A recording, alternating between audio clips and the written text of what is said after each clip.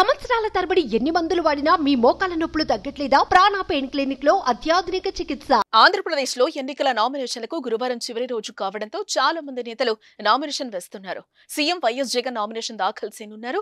గురువారం నాడు పులివెందులో వైసీపీ అభ్యర్థిగా ఆ పార్టీ అధినేత సీఎం వైఎస్ జగన్ నామినేషన్ దాఖలు చేయనున్నారు.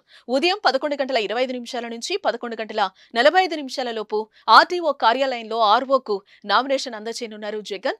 దానికంటే ముందు పులివెందుల్లోని సిఎస్ఐ గ్రౌండ్ లో జగన్ భారీ బహిరంగ సభలో పాల్గొనున్నారు. ప్రజలనుద్దేశించి ఈ సభలో ప్రసంగిస్తారు.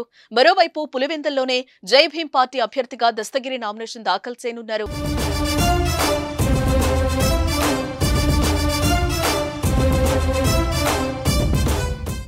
వివేక హత్య కేసులో దస్తగిరి అప్రూవర్ గా మారిన విషయం తెలిసిందే.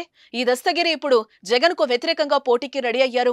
దస్తగిరి నామినేషన్ కార్యక్రమానికి జై భీం పార్టీ అధినేత జడా శ్రవణ్ కుమార్ హాజరవుతున్నారు.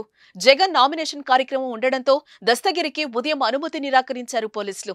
జగన్ పులివెందుల నుంచి వెళ్లాక మధ్యాహ్నం 2 గంటల తర్వాత నామినేషన్ వేసుకోవాలని పోలీసులు సూచించడం జరిగింది.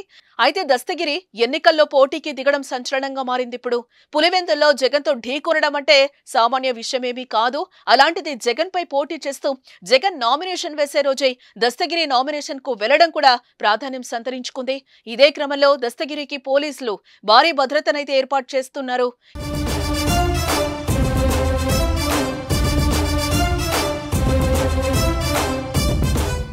ఎటువంటి అవాంఛనీయ సంఘటనలు జరగకుండా, శాంతి భద్రతలకు విఘాతం కలగకుండా పోలీసులు గట్టి బందోబస్తు ఏర్పాటు చేశారు. అయితే దస్తగిరి ఇటీవల చేసిన కామెంట్స్ కాకరేపుతున్నాయి. పులివెందుల్లో తన నామినేషన్ ను అడ్డుకోవాలని వైసీపీ చూస్తోందన్నారు. తన నామినేషన్ వేసే టైంలోనే తనపై రాళ్ల దాడికి ప్రయత్నాలు చేస్తున్నట్లుగా ఇన్ఫర్మేషన్ వచ్చిందని అన్నారు. పులివెందుల్లో తనను జగన్, అవినాష్ రెడ్డి ఇబ్బందులు పెడుతున్నారు. అయినా దేనికి భయపడే ప్రసక్తే లేదన్నారు. దేన్నైనా ధీటుగా ఎదుర్కొంటానని దస్తగిరి చెప్పారు. ఏప్రిల్ 18న మొదలైన నామినేషన్ల స్వీకరణ ప్రక్రియ ఏప్రిల్ 25వ తేదీతో ముగుస్తుంది. 26న రిటర్నింగ్ అధికారులు నామినేషన్లు పరిశీలన చేస్తారు. 29 వరకు నామినేషన్ల ఉపసంహరణకు గడువిచ్చారు.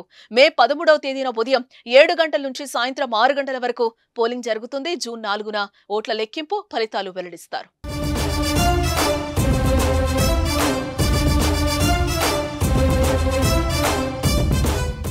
సుమన్ టీవీలో మీ పర్సనల్ అండ్ బిజినెస్ ప్రమోషన్స్ కోసం కింది నెంబర్కి కాంటాక్ట్ చేయండి.